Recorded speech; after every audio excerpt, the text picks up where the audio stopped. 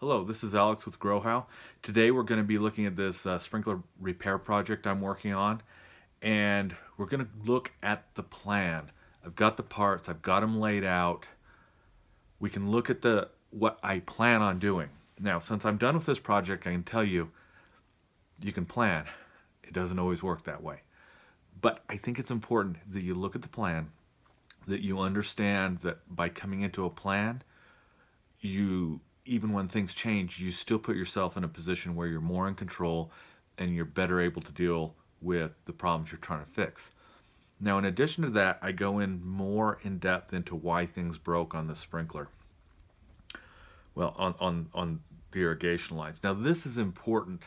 It's really important because when you see what fails, then you can avoid that in your own work. When I worked at BYU on the tree crew, on the arborist crew, one of the things that we did is on occasion we take one of these trees that was sick or had fallen down or had broken, and we cut it up and we looked at the structure of the tree on the inside. We did a tree autopsy.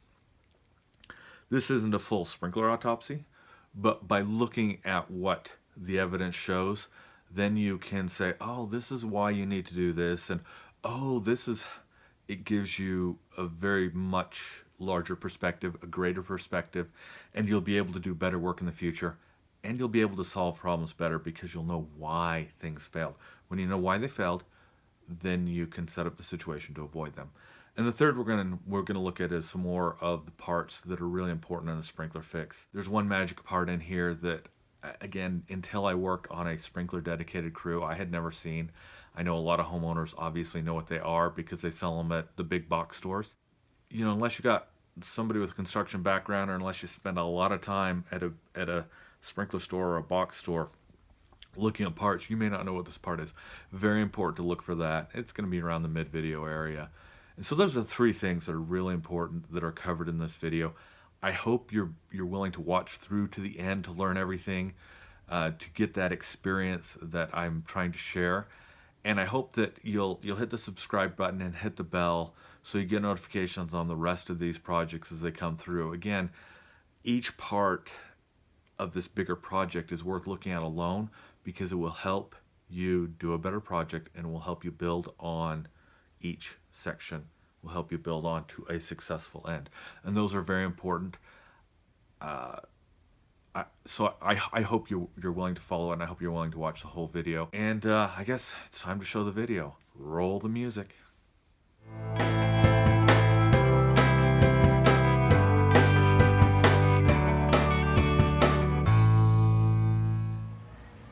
Okay, yeah, I've gotten the parts for the repair. It's been a couple days now. I was hoping to do this out on site, but it's so windy, I don't know if you could hear me speak in this camera. So what I've got here is I've got the part I took out. This is the part that actually came apart, is right there. It gets dark. Now keep in mind that this end was in a black flexible pipe called polyethylene PE. You notice this is just regular PVC pipe. This isn't a break. This is just the stuff came apart. Boy, the weather's hurting me today. The sun's odd. And I've looked at this, and that purple on it, oh boy, there we go. That purple on it is just glue, or not glue, it's just primer. But if you go deeper down or more surface, there's a glue on top. It does not feel like PVC glue. There's something wrong with the texture. I can't quite figure that out. Regardless, that poor gluing right there resulted in this just breaking apart. I think it didn't even go any further than what you can see there on. So there was not sufficient glue on it. There's not sufficient contact.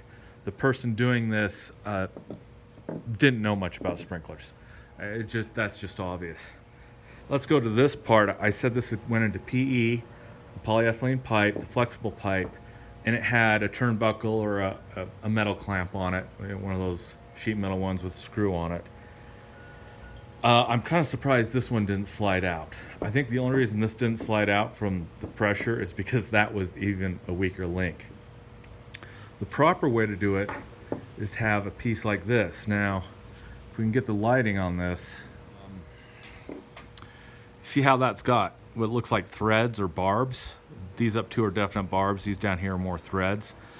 Those need to be pushed into the polyethylene pipe, and then the turnbuckle or the screw clamp can be put on it, and then it's very secure. That's the way you do it. Now, the problem being is you have to translate that polyethylene, the flexible pipe, to PVC.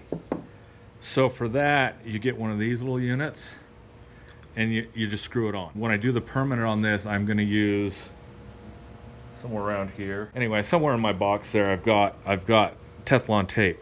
That's not gonna make for a more secure per se, you know, it's not gonna like fill the gaps and cut down leaks, but it will allow this to go as tight as I possibly can get it on and as far as I can, and that will allow for better construction. And then from there, that's just smooth in there.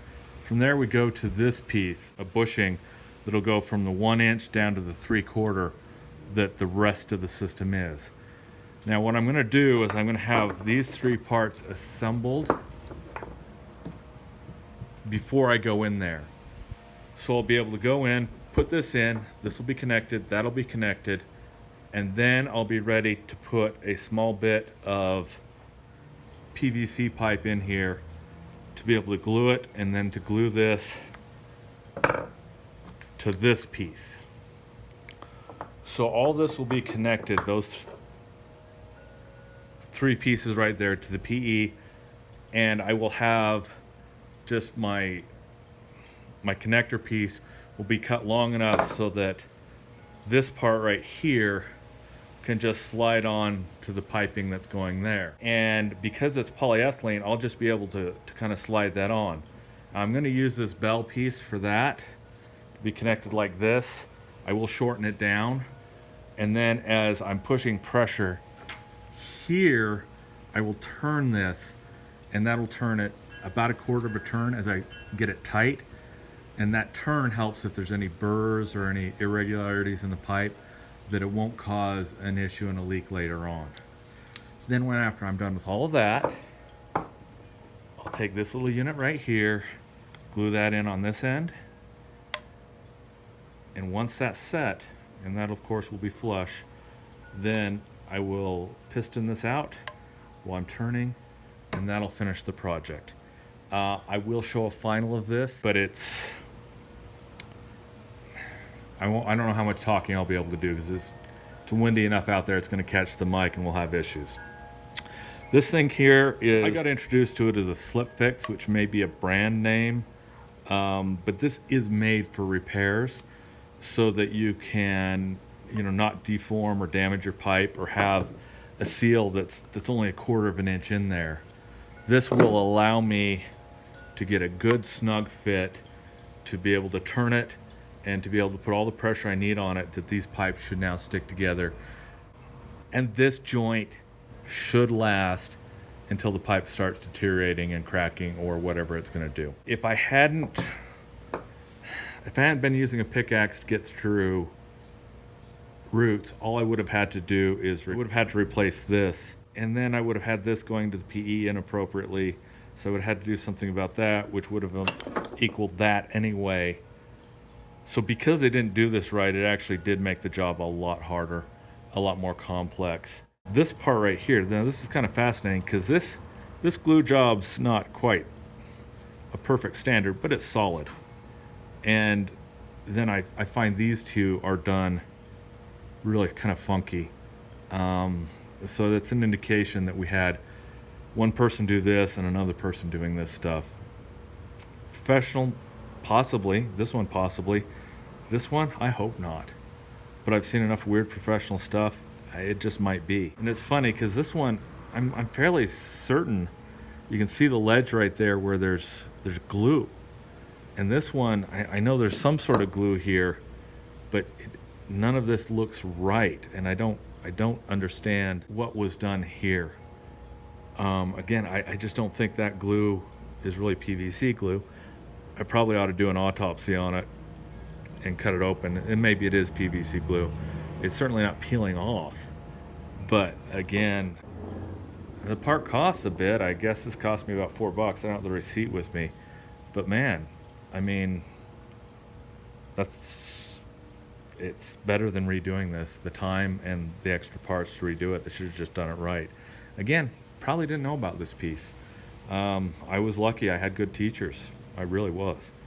So there you go. I'm going to show that complete. If I can show some of the insertion, I will do it. I'm actually going to glue this piece together in a separate video. And so a lot of people don't know how to do that, and I need to cut that out and have that a breakout so that it is something that can be seen and done. Thanks for watching this video. This is some complex stuff. I mean, it's not rocket science, but if you don't know, the proper part to fix it, it'd just as well be. So thank you for watching. I hope it helps. Let me know in the comments what you need to know, or if there's other angles I can hit. We'll call it good for now. Please hit the subscribe button and the bell, and Manana.